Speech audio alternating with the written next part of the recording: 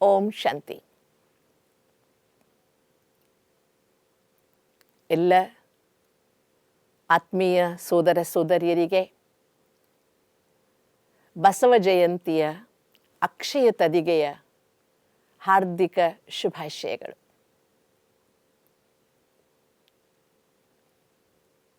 ಅಕ್ಷಯ ತದಿಗೆಯನ್ನು 3:30 ಮುಹೂರ್ತದಲ್ಲಿ ಒಂದು ಅತಿ ಶ್ರೇಷ್ಠವಾದ ಮುಹೂರ್ತದ ದಿನ ಅಂತ ಶಾಸ್ತ್ರಗಳು ಹೇಳ್ತವೆ. ಈ ದಿನ ಏನನ್ನು ಮಾಡುವುದಕ್ಕೂ ಮುಹೂರ್ತ ಹುಡುಕುವ ಅವಶ್ಯಕತೆ ಇಲ್ಲ. ಎಲ್ಲದನ್ನು ಇವತ್ತು ಶುರು ಮಾಡಬಹುದು. ಅತಿ ಪರಿಣಾಮಕಾರಿಯಾದ ಅತಿ ಶುಭವಾದ ಮುಹೂರ್ತ ಅಕ್ಷಯ ತದಿಗೆ ಅಂತ ನಾವು ಕೇಳಿದ್ದೇವೆ. ಇಂತಹ ಅಕ್ಷಯ ತದಿಗೆ ಎಂದು ಸಮಾಜಕ್ಕೆ ಶುಭವನ್ನು ಮಾಡುವ ಸಲುವಾಗಿ ಈ ಸಮಾಜದಲ್ಲಿ ಅವತರಿಸಿದ ಅದ್ಭುತವಾದ ಮಹಾತ್ಮ ಎನಿಸಿಕೊಂಡ ಜಗಜ್ಯೋತಿ ಬಸವೇಶ್ವರರ ಜಯಂತಿಯನ್ನು ಕರ್ನಾಟಕದಾದ್ಯಂತ ತುಂಬ ವಿಜೃಂಭಣೆಯಿಂದ ಶ್ರದ್ಧೆಯಿಂದ ಆಚರಿಸುವುದನ್ನು ಕಾಣ್ತೇವೆ. ಅನೇಕರ ಮನಸ್ಸಿಗೆ ಹತ್ತಿರವಾದ ದಿನ ಬಸವ ಜಯಂತಿ ಅಥವಾ ಅಕ್ಷಯ ತದಿಗೆ.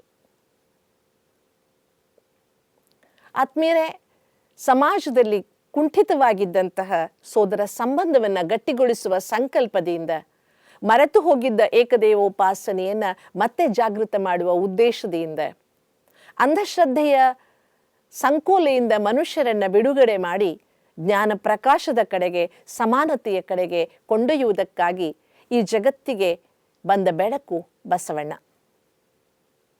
ಜಗಜ್ಯೋತಿ ಬಸವೇಶ್ವರ. 12ನೇ ಶತಮಾನದ ಈ ಕನ್ನಡಮ್ಮನ ಹೆಮ್ಮೆಯ ಪುತ್ರ ಜಗಜ್ಯೋತಿ ಬಸವೇಶ್ವರರು ಇವತ್ತಿಗೂ ಸಹ ನಮ್ಮೆಲ್ಲರಿಗೂ ಸಹ ಆದರಕ್ಕೆ ಮಾತ್ರ ಅಲ್ಲ, ಅನುಕರಣೆಗೂ ಯೋಗ್ಯರಾದವರು.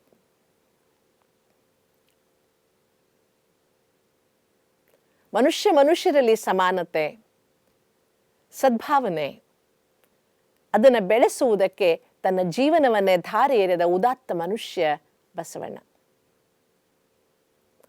ಜಗತ್ತಿನಲ್ಲಿ ಹರಡಿದ್ದ ಅನೇಕ ಅಂಧಶ್ರದ್ಧೆಗಳನ್ನು ದೂರ ಮಾಡುವುದಕ್ಕೆ ಪರಮ ಪತಿವೃತೆಗೆ ಪತಿಯೊಬ್ಬನೇ ಹಲವು 12 ಜನರೆಂದು ಬೊಬ್ಬಿ ಮಾತನಾಡಬೇಡ, ದೇವನೊಬ್ಬ ನಾಮ ಹಲವು ಎನ್ನುವ ಸಂದೇಶವನ್ನು ಧೀರೋದಾತ್ತವಾಗಿ ತಿಳಿಸಿದಂತಹ ಮಹಾನುಭಾವ. ಹಾಗಂತ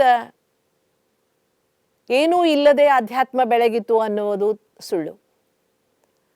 ಅತ್ಯುನ್ನತವಾದ ಹುದ್ದೆಯಲ್ಲಿದ್ದವರು ಆಗಿನ ಕಾಲದ ಬಿಜ್ಜಳ ರಾಜನ ಅರಮನೆಯಲ್ಲಿ ಅಥವಾ ರಾಜ್ಯದಲ್ಲಿ ಪ್ರಧಾನಮಂತ್ರಿಯ ಹುದ್ದೆಯಲ್ಲಿದ್ದುಕೊಂಡು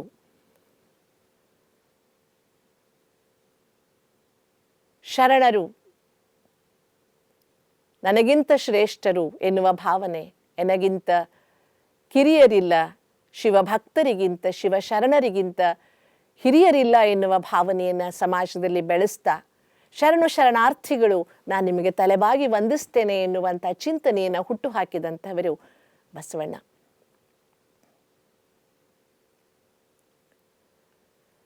ಮೌಲ್ಯಗಳ ಜಾಗೃತಿಯಾಗಿ ದಯೆ ಇಲ್ಲದ ಧರ್ಮ ಯಾವುದಯ್ಯ, ದಯೆಯೇ ಧರ್ಮದ ಮೂಲವಯ್ಯ, ದಯೆ ಇರಬೇಕು ಸಕಲ ಪ್ರಾಣಿಗಳಲ್ಲಿ ಅಂತ ಸಂದೇಶವನ್ನು ಬೋಧಿಸಿದವರು. ತಿಳಿಗನ್ನಡದಲ್ಲಿ ಅಧ್ಯಾತ್ಮದ ಸಂದೇಶವನ್ನು ಎಲ್ಲರಿಗೂ ಅರ್ಥವಾಗುವ ಹಾಗೆ ಬರೆದವರು. ಬಹು ಸುಂದರವಾಗಿ ಮಾನವ ಜಾತಿಗೆ ಪ್ರೇರಣೆಯಾದವರು ಬಸವಣ್ಣ. ತಾನೊಬ್ಬನೇ ಬೆಳೆಯದೆ ತನ್ನ ಅಂತಹ ಸಮಾನ ಮನಸ್ಕರ ಸಮೂಹವನ್ನೇ ತಯಾರು ಮಾಡಿ ಅಂದಿನ ದಿನದಲ್ಲಿ ಒಂದು ಮಹಾಮನೆಯನ್ನೇ ನಿರ್ಮಿಸಿದ ಕೀರ್ತಿ ಬಸವಣ್ಣನವರಿಗೆ. ಅಲ್ಲಮ ಪ್ರಭುಗಳ ನೇತೃತ್ವದಲ್ಲಿ ಪ್ರತಿದಿನ ಒಂದು ಚಿಂತಕರ ಚಾವಡಿಯನ್ನೇ ತಯಾರು ಮಾಡಿ ಅಲ್ಲಿ ಎಲ್ಲ ಜಾತಿ ಧರ್ಮದ ಜನ ಸೇರಿ ಒಬ್ಬನೇ ಶಿವನ ಆರಾಧನೆಯನ್ನು ಮಾಡ್ತಾ ಸಮಾನವಾಗಿ ಚಿಂತನೆ ಮಾಡುವುದಕ್ಕೆ ಅವಕಾಶ ಮಾಡಿಕೊಟ್ಟಂತಹ ಆ ದಿನದ ಚಿಂತನೆಗಳು ಇವತ್ತು ರೋಮಾಂಚನವಾಗ್ತವೆ. ಇವತ್ತು ಸಮಾಜದಲ್ಲಿ ಅವರ ಸಂದೇಶಗಳು ಅನುಯಾಯಿಗಳು ಇದ್ದರೂ ಸಹ ಈ ಸಮಾನತೆಯ ಚಿಂತನೆ ಎಲ್ಲೋ ಒಂದು ಕಡೆ ಮಾಯವಾಗ್ತಿದೆ ಎನ್ನುವುದು ಖೇದವಾದ ಸಂಗತಿ. ಮತ್ತೆ ನೀವೆಲ್ಲರೂ ಸೇರಿ ಬಸವಣ್ಣನವರನ್ನು ಮೆರೆಸುವುದರ ಜೊತೆಗೆ ಬಸವಣ್ಣನವರ ಚಿಂತೆಗಳನ್ನು ಮೆರೆಸಬೇಕಾದದ್ದು ಬಹಳ ಅವಶ್ಯಕ. ಬಸವ ತತ್ವವನ್ನು ಜೀವನದಲ್ಲಿ ಅಳವಡಿಸಿಕೊಂಡು ಬಸವ ತತ್ವದ ಪುಸ್ತಕಕ್ಕಾಗಿ ಹೋರಾಡದೆ ಬಸವ ತತ್ವಗಳನ್ನು ಜೀವನದಲ್ಲಿ ಅಳವಡಿಸ್ತಾ ಎಲ್ಲರೂ ಅದನ್ನು ಅಳವಡಿಸಿಕೊಳ್ಳುವಂತೆ ಮಾಡಬೇಕಾದದ್ದು ತುಂಬ ಅವಶ್ಯಕ.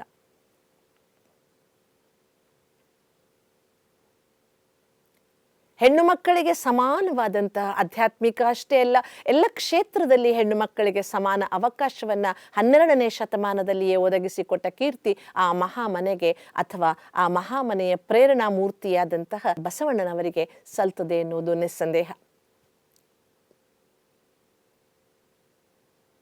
ಅವರ ಪತ್ನಿಯರೇ ಇರಬಹುದು, ಅವರ ಅಕ್ಕ ನಾಗಮ್ಮ ಇರಬಹುದು, ಗಂಗಾಂಬಿಕೆ ನೀಲಾಂಬಿಕೆ ಇರಬಹುದು, ಎಲ್ಲವನ್ನ ತೊರೆದು ಈಶ್ವರನಿಗಾಗಿ ತನ್ನನ್ನು ಅರ್ಪಿಸಿಕೊಂಡ ಅಕ್ಕ ಮಹಾದೇವಿ ಇರಬಹುದು.